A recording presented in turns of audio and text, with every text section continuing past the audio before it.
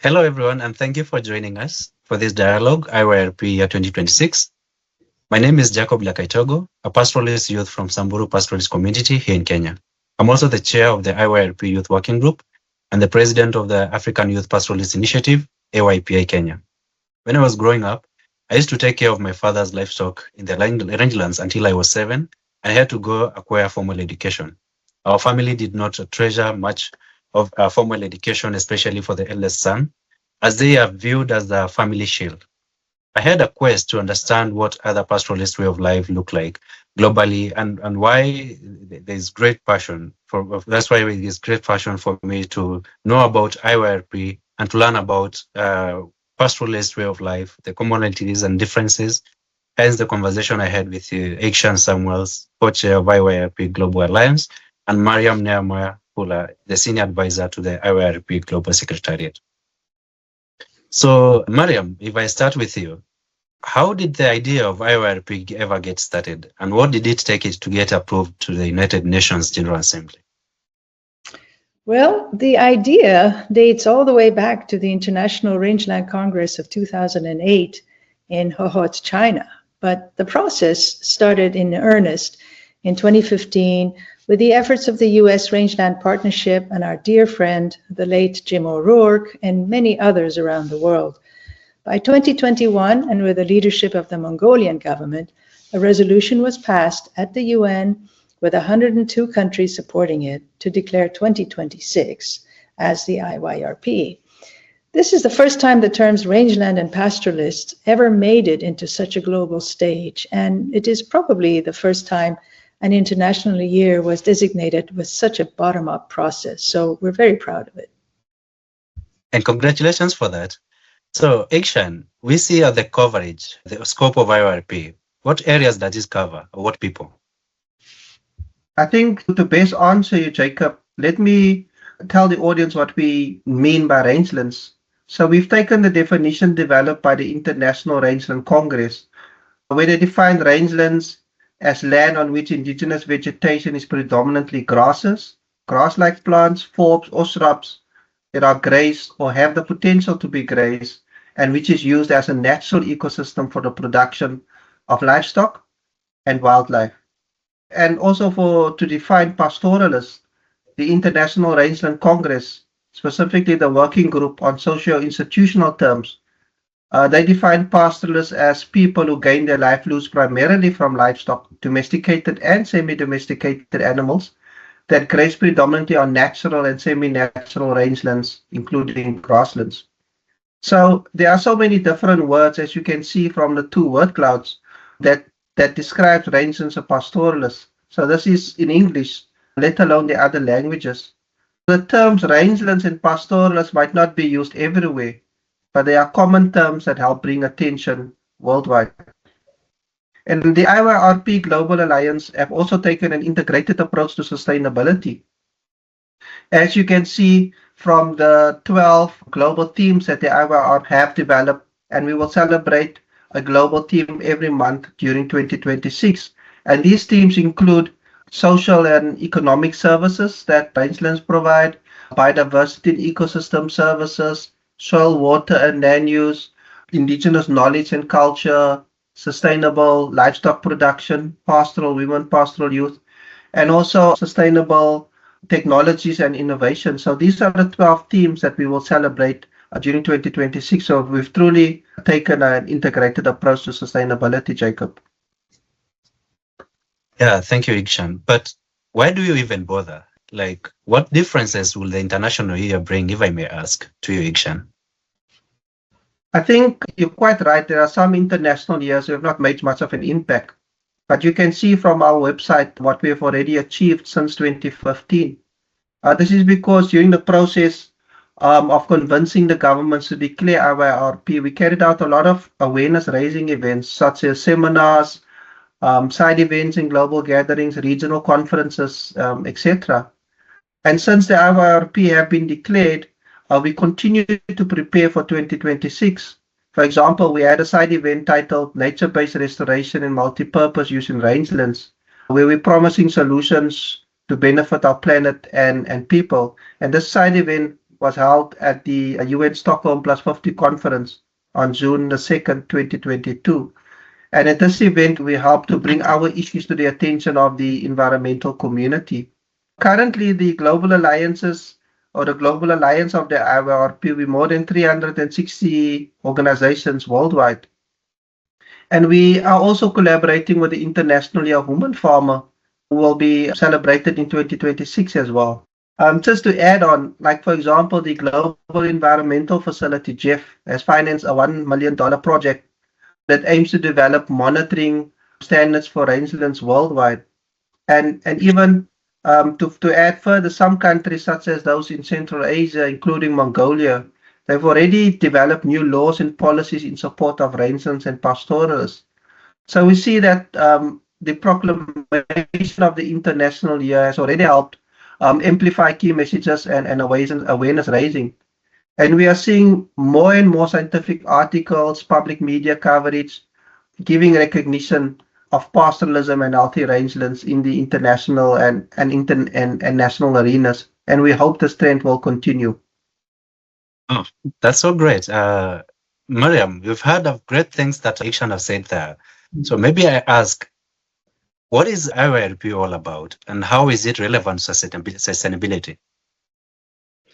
Well, our main focus is to bring to audiences worldwide the voices of pastoralists who are championing healthy and sustainable rangelands. But we're also making sure that we highlight the positive messages so as to counter the negative perceptions that are out there. We want to reverse the misunderstandings so that they can lead to better policies and sustainable investments in rangelands and support for pastoralists.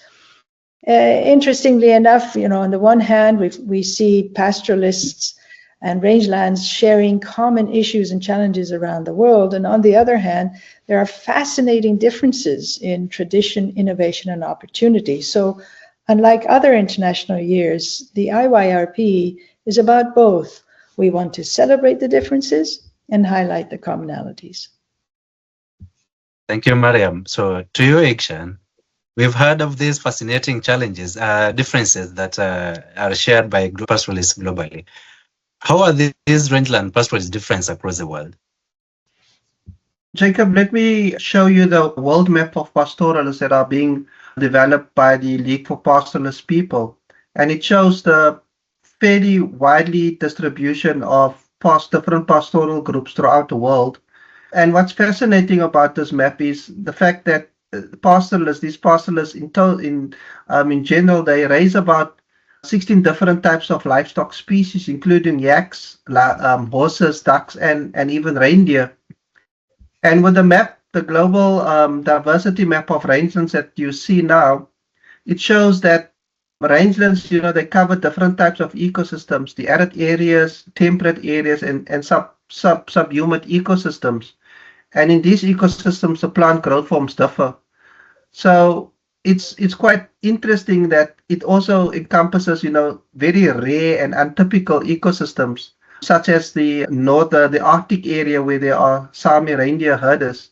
So as IYRP, we aim to celebrate this diversity and help pastoralists learn from each other. Thank you, Igshaan. So Maryam, back to you. So with all these fascinating differences that we are relating here, are there any really commonalities, let's say, between Maasai's and the American or Australian ranger that you may see, maybe?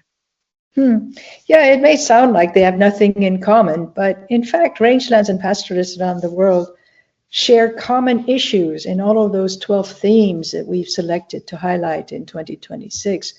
I will pick out just two as examples: land management and biodiversity. Our working group on land degradation neutrality has reviewed the science of land management, and among their findings is that conversion of rangelands is the most significant threat to rangelands worldwide. It is caused chiefly by the expansion of crops, but also by indiscriminate afforestation, meaning the planting of trees where they don't belong, and other causes such as urbanization, expansion of nature parks that are closed off to any kind of use, industrialization, mining, and even renewable energy parks that don't allow grazing. The working group recommends that in most countries, we need to stop the land conversion, restore degraded lands, support pastoral production, including land tenure security.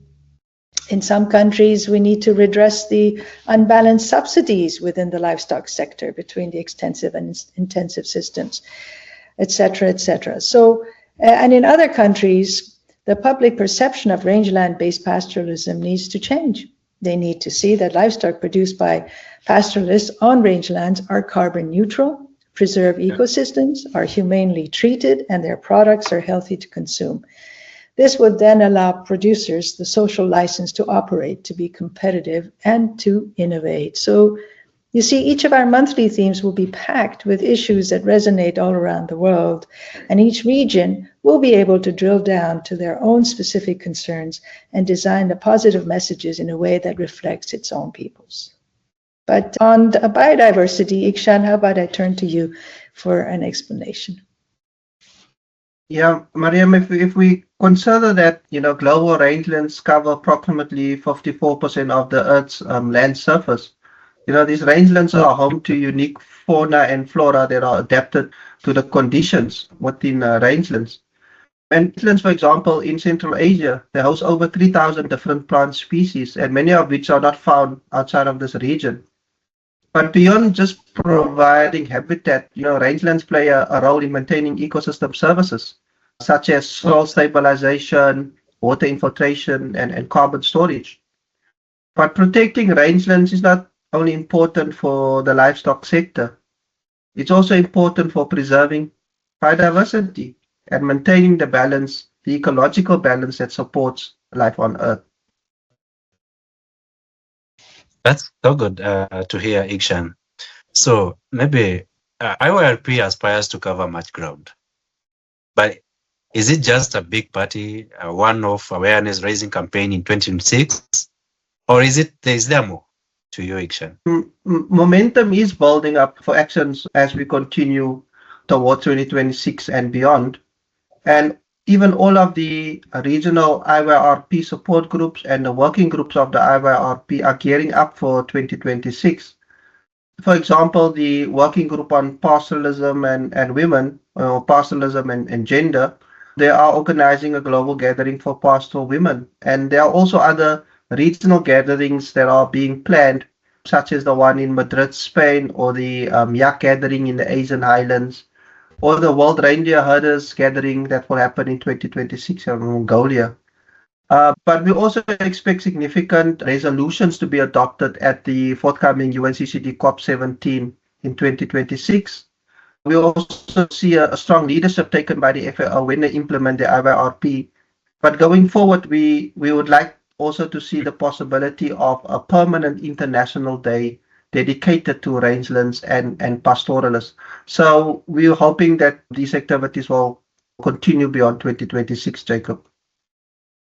And of course, all the best in the coming year 2026 and everything. Cheers to you guys, and thank you for your time. So thank you, Maryam and Igshaan. Thank you so much for your time, and to Anne, Inja, and Barbara for the backup support. And to you, ladies and gentlemen, thank you so much for listening.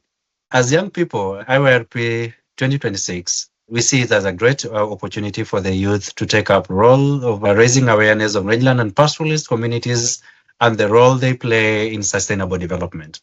It's a chance for pastoralist youth to preserve their cultural heritage as they address the challenges posed by climate change.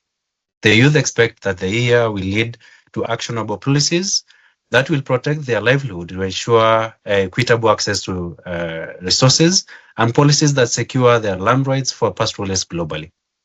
That is to raise awareness where pastoralists is seen as vital and respected livelihood globally. So, ladies and gentlemen, maybe what you ask right now is how you join and contribute to IYRP. You can do this by sending organizational letters to Mongolian government or joining the regional IYRP youth groups, support groups. You can also do this by joining thematic working groups, partner with others, or participate in film festivals, regional awards, and much more. You can also decide to create your own initiative and, for example, find ways to inform pastoralists and advisory services, to raise funds, and to maybe campaign for your local government to do a proclamation of supporting IYRP. But whatever you do, please inform the Global Secretariat so that we can share the news to connect with you, with others. Let's use 2026 as a springboard to make rangelands and pastoralists viable and visible. Thank you so much.